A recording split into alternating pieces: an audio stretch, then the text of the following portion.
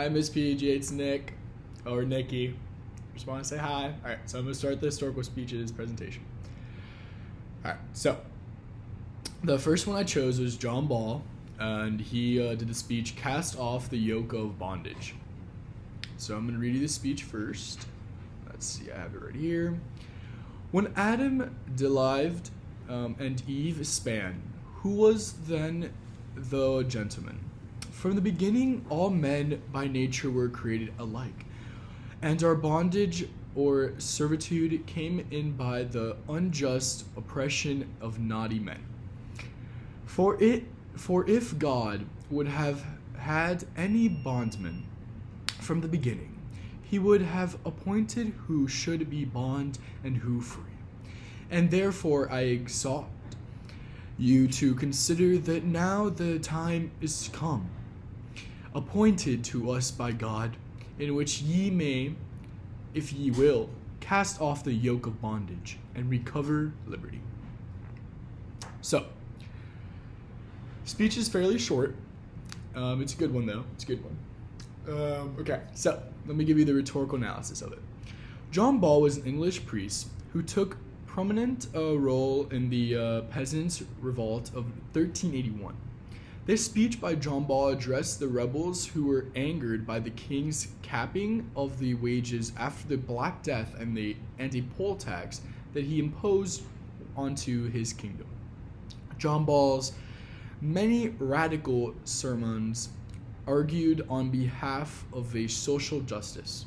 This speech by John Ball was made in the south of London. John Ball's purpose in this speech was to rally the rebels and convince them that their revolt was justified. John Ball believed strongly in social justice, and so the first line of his speech was from the beginning, all men by nature were created equally. In this speech, John Ball argues that all men are created equal and that only God can choose to punish or take away from social rights that belong to all people. He said that God could only appoint who should be bond and who free. By arguing this, he spoke to the rebels who believed that the king had taken away their liberties and their rights and were unjustly controlling the people with no interest in their well-being. Ball's speech further enraged the rebels. Unfortunately, shortly after this speech, he was executed, and his speech was successful in the furthering the rebellion. But it was eventually crushed, so for the most part, this speech was a failure. Rhetorical analysis continues. In this speech, John Ball develops ethos by arguing for what his audience wants. By agreeing with the audience, he automatically has ethos because all the people in his audience believe and respect what he is saying. He also builds ethos through his role as a priest, which was considered an extremely noble profession during this time. John Ball develops logos very effectively during the speech. John Ball argues one very strong reason for why a king cannot violate human rights, and that is because he says that only God has that right. He also builds pathos by explaining why defeating the king and other noblemen is the only way for the rebels to gain back their rights. John Ball develops pathos very effectively, as well by speaking to the desires of the audience, who are already emotional and angry. He automatically obtains pathos, but he further gains it throughout his speech by referring to people as a bondage, which is an exaggeration, but was effective in angering his audience. Okay, so that was it for John Ball. So now the next one I did was Dr. Martin Luther King, obviously. I Have a Dream speech. And this speech is very, very famous, so I'm not going to read it, and it's extremely, extremely long. So what I will do is I will set a link of Martin Luther King himself saying the speech, and you can listen to that. So I'm going to begin with his rhetorical analysis. Ethos. Once again, the majority of ethos in this speech comes from Dr. Martin Luther King Jr.'s repetition as a famous discretion activities. During his speech, Dr. King does further develop his his ethos by adding his own voice to the speech, like when he says, "I say to you today, my friends, that in spite of the difficulties and frustrations of the moment, I still have a dream." By saying this, Dr. King develops his ethos and creates a powerful emotional plea by basically telling his audience that if such an influential man, such as himself, still has a dream that things will be better one day, then it is very possible that they will be. Pathos. Pathos is the most powerful appeal that Dr. King develops during this speech. He uses the abuse and foul treatment of the African Americans to load his speech full of powerful emotional appeals that speak strongly to his audience who have all experienced this hardship and abuse. By saying that 100 years after the Emancipation Proclamation, African Americans still must face the tragic fact that Negro is still not free. That was quoted by him. That 100 years later, quote, the life of Negro is still sadly crippled by the manacles of segregation and the chains years later. The chains of discrimination, end quote. Dr. King creates a strong emotional appeal that brings and creates anger and pain in his audience. Logos. In his speech, Dr. King uses logos to logically explain to his audience of African Americans what must be done to create change in their country. By stating that we must forever conduct our struggle on the high plane of dignity and display, we must not allow our creative protests to degenerate into physical violence, end quote. He is logically explaining to his audience the sheer importance of peaceful and upstanding protests in contrast to some of the violent outbreaks that occurred during this time and more frequently prior to his speech. Okay. Rhetorical analysis continues. The right. The author of the speech is Martin Luther King Jr., an American minister and influential desegregation activist who was assassinated the evening after his famous I Have a Dream speech, which I am currently addressing.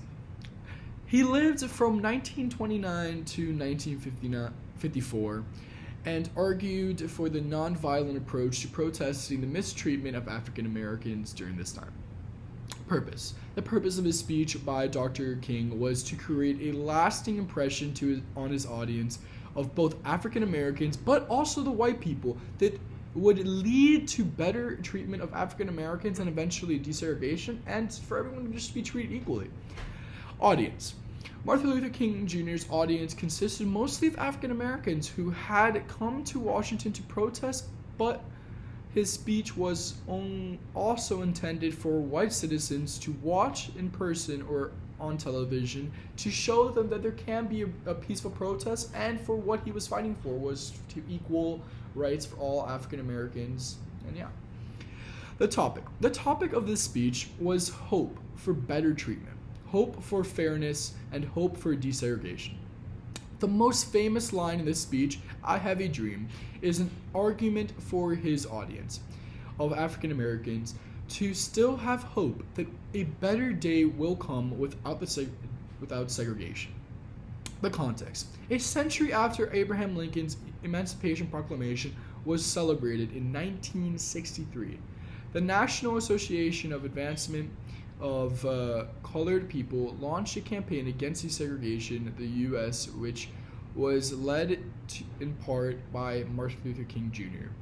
After Philip Randolph Dean of Black American Leaders, proposed a march on Washington. Martin Luther King Jr., as well as 210,000 other people, gathered at Washington Memorial, and that evening, Dr. King read his most influential, memorable speech yet. Rhetorical analysis continues. Main ideas.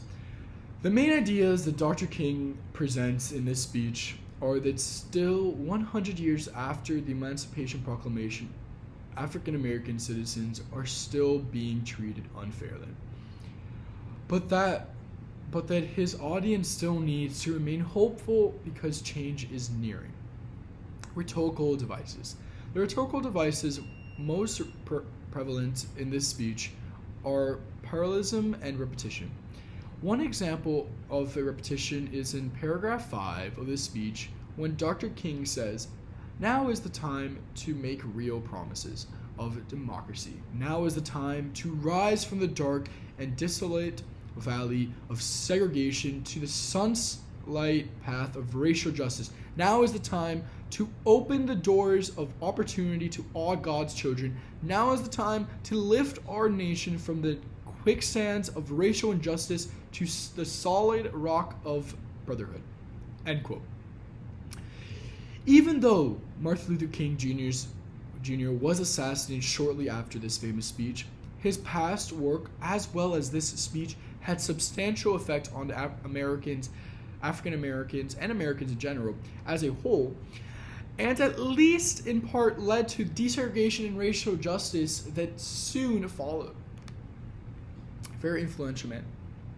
Okay, so that was it for Martin Luther King. My next speech is Edmund Burke, The Spirit of American Liberty.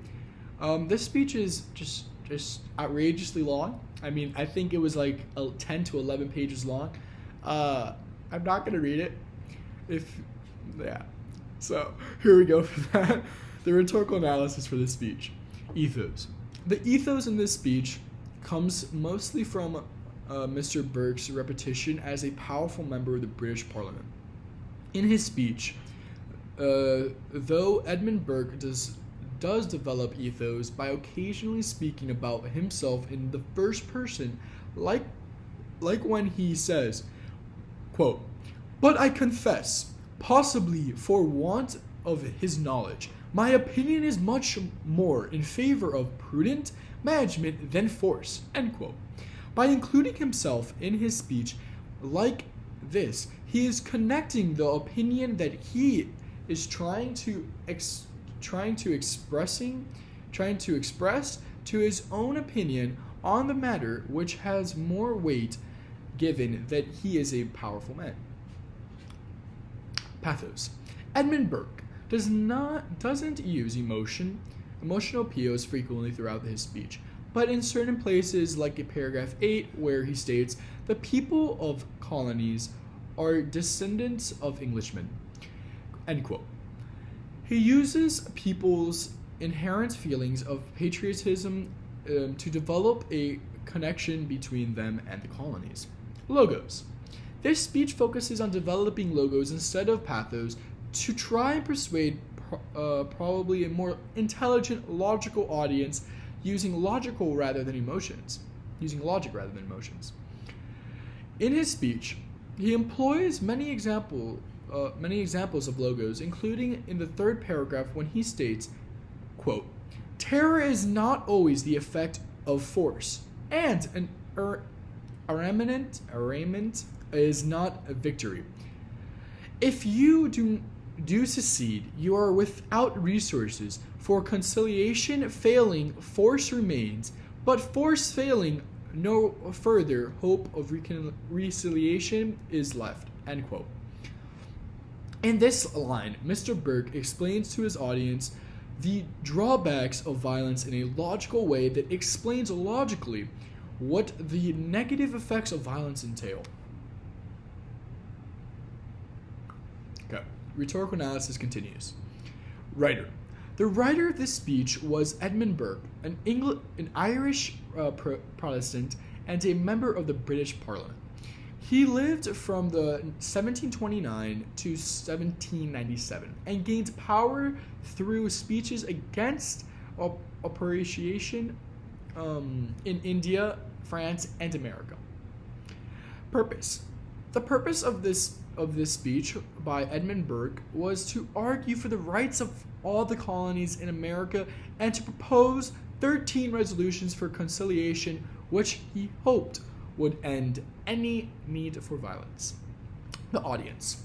Edmund Burke's audience for this speech was the other members of the British Parliament and other powerful members in the society at the time who had a say in the affairs of the country, which were just like rich people or like anyone with a substantial power. The topic. The topic of this speech includes reasons why violence is always a bad thing, reasons why Great Britain needed to help and respect the American colonies, and more, and 13 resolutions for conciliation with the colonies. The context.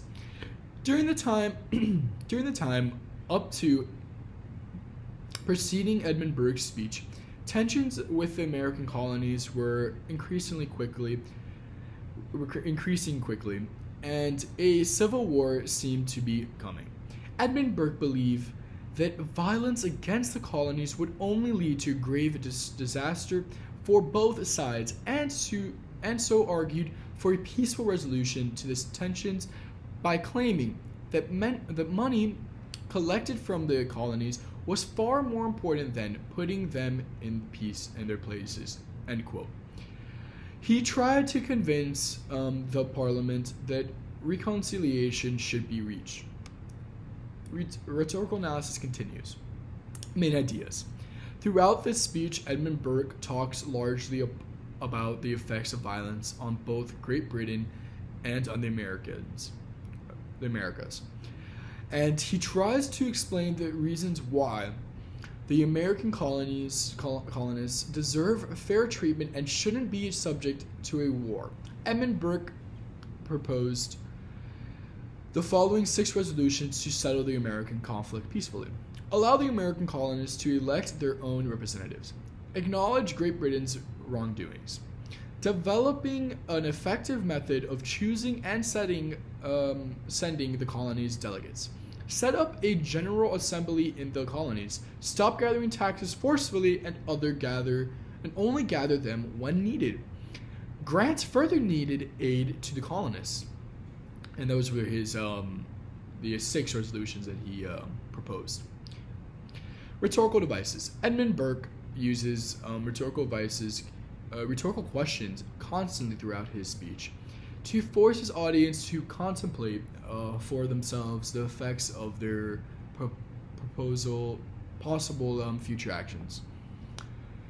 So, unfortunately, Edmund Burke presented this speech only a month before the conflict at Concord and Lexington, and these conflicts were too much to be descaled, and shortly after, war broke out between Great Britain and the colonists. So he was fairly unsuccessful, sadly. So that was it. I hope you enjoyed it, Miss PJ. I hope you're doing well. We have to get a play date with the kitties and my doggy, Fluffy.